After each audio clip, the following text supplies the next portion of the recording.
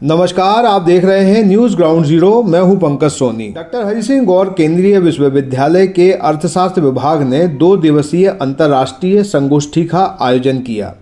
संगोष्ठी का विषय था बौद्धिक संपदा अधिकार एवं व्यवहारिक अर्थशास्त्र, भारतीय अर्थव्यवस्था के विविध आयाम। संगोष्ठी का शुभारंभ कुलपति प्रोफेसर नीलिमा गुप्ता ने किया। उन्होंने शोध करने वाले छात्रों से कहा कि यदि खोजा गया ज्ञान नया है और मौलिक है तो उसका अधिकार भी लेना आवश्यक है। इस विषय में पेटेंट कानून और नियमों की जानकारी भी शोधार्थियों को होनी चाहिए। संगोष्ठी के आयोजन सचिव डॉक्टर वीरेंद्र सिंह सेनिया ने बताया कि सेमिनार में 6 सत्र में 36 शोध पत्र पढ़े गए, जिनमें 18 विषय विशेषज्ञ शामिल हुए।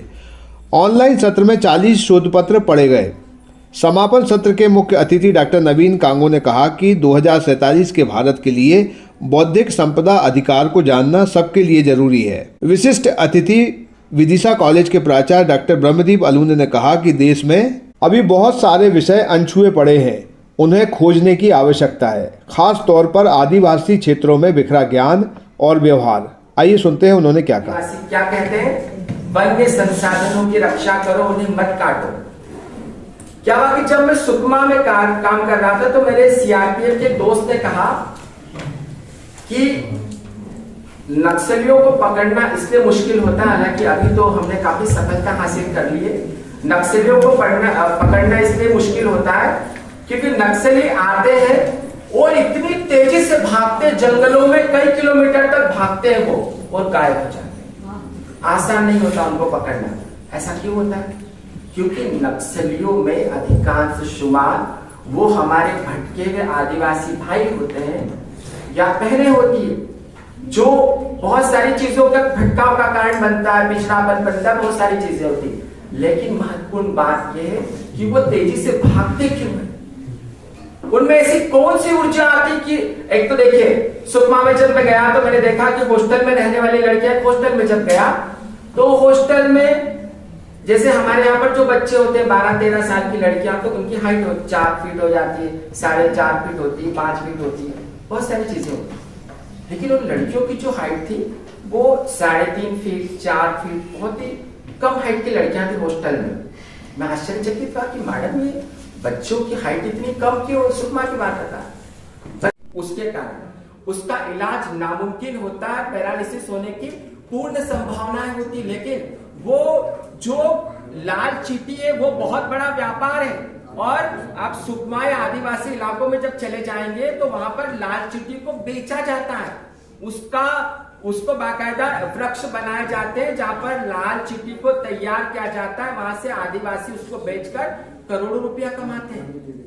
क्या हमारे लिए रिसर्च का विषय ये नहीं हो सकता? जो मेरे सामने बैठे थे, आप प्रैक्टिकल देखें। बौद्धिक संपदा के अधिकारों की रक्षा या तो आप किताबों से कर लो या कानूनों को पढ़कर कर लो, लेकिन यदि बौद्धिक संपदा का अधिकार सच में समझना है तो वेदों की ओर लौटो, और ज्यादा समझना है तो आदिवासियों के इलाकों में जाओ। मुझे तो समझ में नहीं आता कि हम आदिवासियों का आधुनिक बनाना क्यों चाहते हैं। जो लोग प्रकृति के साथ रहते हैं, जो प्रकृति के लिए लड़ते हैं, हम उन लोगों को आधुनिक बनाना चाहते हैं। उनका इलाज उस मेडिकल उससे करना चाहते हैं जिसके बारे में कुछ ज्यादा पता नहीं होता, लेकिन वो जो इलाज करते हैं वो कमाल का इलाज करते हैं। अब आप देखिए, बालाघाट की बात करते हैं। बालाघाट में जब आप जंगल से गुजरते हैं तो वहां पर बांस कितना अच्छा होता है बालाघाट में। और सबसे बड़ी बात है, वन्य संपदा के आधार पर जो 3 जिलों की मैं चर्चा कर रहा हूं, गढ़चिरौली, बालाघाट और सुकमा, इन 3 जिलों में बहुत जंगल है। यहाँ पर खनिज संपदाएं भी मिलेगी, यहाँ पर वन्य संपदाएं भी मिलेगी, लेकिन वहां पर क्या मिलता है? वहां पर गरीबी मिलती है। और वहां पर गरीबी मिलने का कारण क्या है? उसका गरीबी मिलने का कारण हम जैसे जो पढ़े लिखे समाज के निकम्मे हैं, वो उसका कारण है। हमने उन आदिवासियों को कभी बताया नहीं कि आप जिन जंगलों की सुरक्षा कर रहे हैं, वो जो जंगल है वो कितने आपको वहां से आपको धनवान बना सकते हैं वो जंगल। हमने उन जंगलों में जो औषधियां हैं उनको ढूंढने की कभी कोशिश नहीं की। और अब की सरकार आकर आयुर्वेद को बढ़ावा दे रही है, लेकिन वो आयुर्वेद हमारी ताकत है। तो यदि हम सही तरीके से रिसर्च करें, यदि हम सही तरीके से उस भाजियों के बारे में जाने तो आपको प्रोटीन भी मिलेगा, आपको विटामिन भी मिलेंगे, आज आपको खनिज लवण भी मिलेगा, आपको सब कुछ मिलेगा। और सबसे बड़ी बात है, आपको क्या नहीं मिलेगा? देखिए, एक वृक्ष होता है जो उस वृक्ष का नाम भूल रहा हूं, जो बांझपन का इलाज कर देता है। किसका? हाँ, एक पुत्र जीवा के नाम से। तो वो आदिवासी इलाकों में सबसे बड़ी बात है कि बांझपन की समस्या नहीं होती। और सबसे अच्छी बात यह भी है कि यदि महिलाओं का सम्मान सीखना है तो आदिवासी इलाकों में जाकर देखो।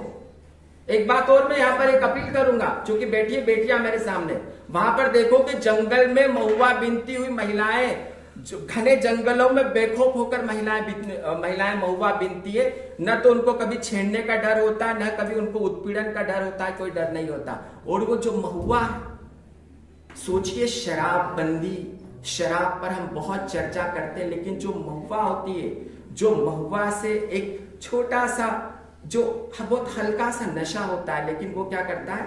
वो शरीर का इलाज कर देता है, वो एक औषधि के तौर पर काम कर देता है।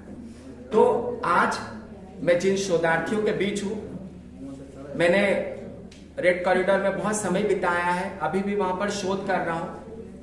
बालाघाट को देखा, गढ़चिरौली को देखा, सुकमा को देखा। ये 3 जो जिले हैं, यहाँ के जो पेड़ हैं, यहाँ के पौधे हैं, यहाँ पर सबसे बड़ी बात है कि यहाँ पर मैंने धूप में चलते हुए 110 साल